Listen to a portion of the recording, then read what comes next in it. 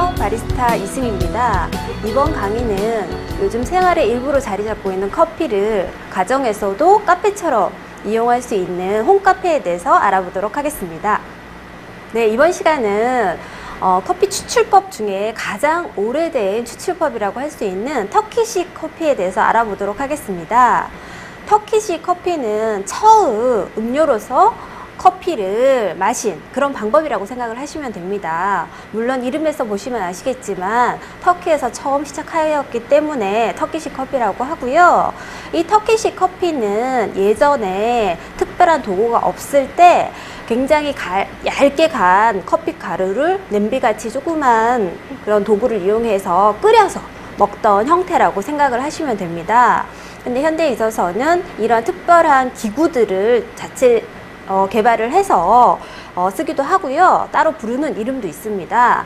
자, 그래서 간단하게 제가 먼저 기구 설명부터 드리겠는데요. 터키식 커피를 하는 기구는 우리가 이브릭이라고 부릅니다. 이브릭이라고 부르는데요.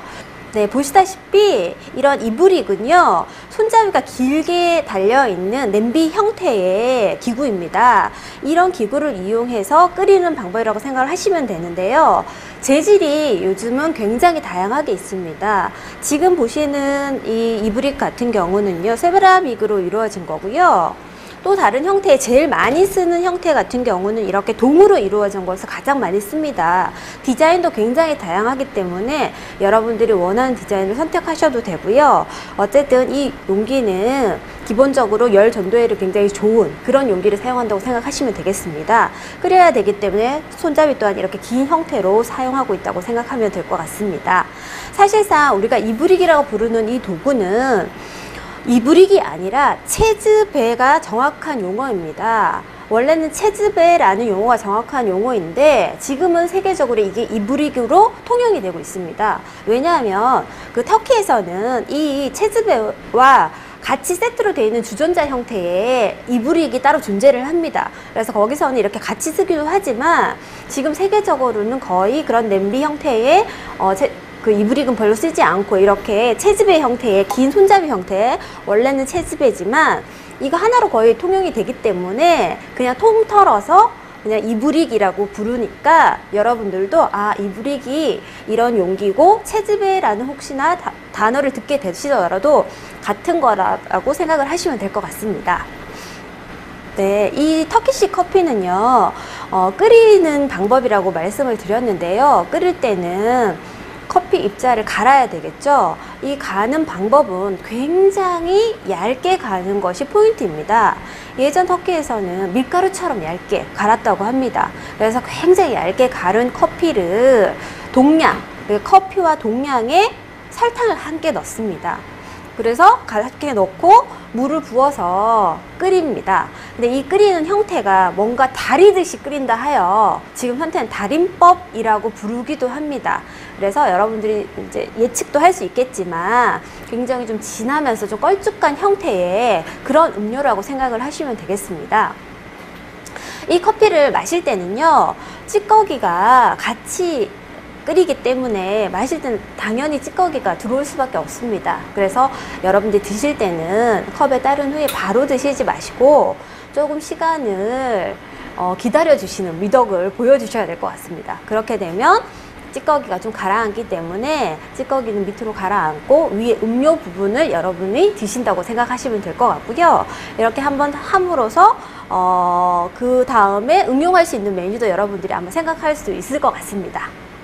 네, 지금부터 터키식 커피를 한번 직접 실습을 해보겠는데요. 터키식 커피는 처음에 커피를 갈아야지 되는데 이 커피 입자를 어느 정도로 갈지는 아까도 말씀드렸듯이 굉장히 얇게 갈아야 됩니다.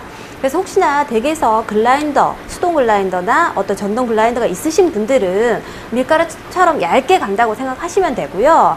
아니시면 시중에서 구매를 할 경우는 터키식 커피 혹은 에스프레소용 정도로 갈아달라고 말씀을 하시면 아마도 굉장히 얇게 갈아 주실 겁니다. 그런 얇은 것을 이용할 때 진정한 터키식 커피의 맛을 볼 수 있으니까 그걸 유념해 주시면 되겠습니다.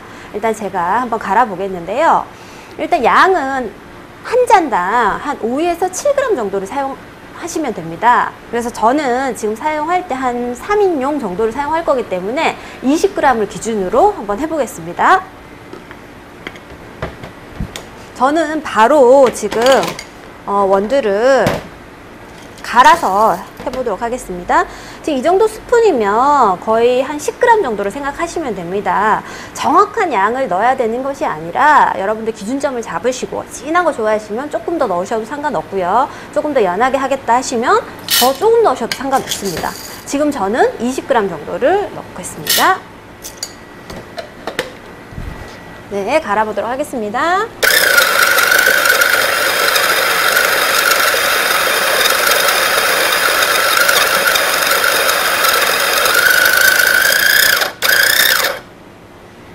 지금 굉장히 얇게 갈았고요. 지금 입자가 많이 보이지 않는 얇은 상태입니다. 이것을 일단 이 브릭에다가 넣어 보겠습니다.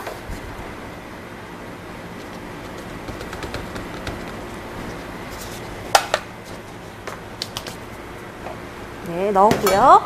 그리고 설탕을 넣어야 되는데요. 지금 제가 20g 정도를 지금 기준으로 했기 때문에 동량의 설탕을 넣어 보도록 하겠습니다. 그러면 설탕도 20g입니다. 지금 이 스틱 설탕은 하나가 5g 정도 되기 때문에 4개 정도를 넣어 보도록 하겠습니다.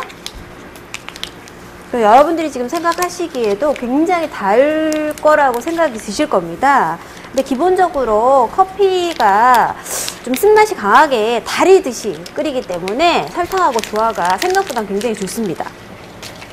자, 넣었고요. 그 다음에 이제 물을 넣는데요. 물은 지금 제가 150ml를 계량을 해뒀습니다. 넣으실 때는 찬물을 넣으셔도 상관없고요. 혹은 따뜻한 물을 넣어도 상관없습니다. 근데 찬물을 넣으면 좀 끓이는 시간이 오래 걸릴 것이고 따뜻한 물을 넣게 되면 아마도 조금 시간을 단축할 수 있을 것입니다.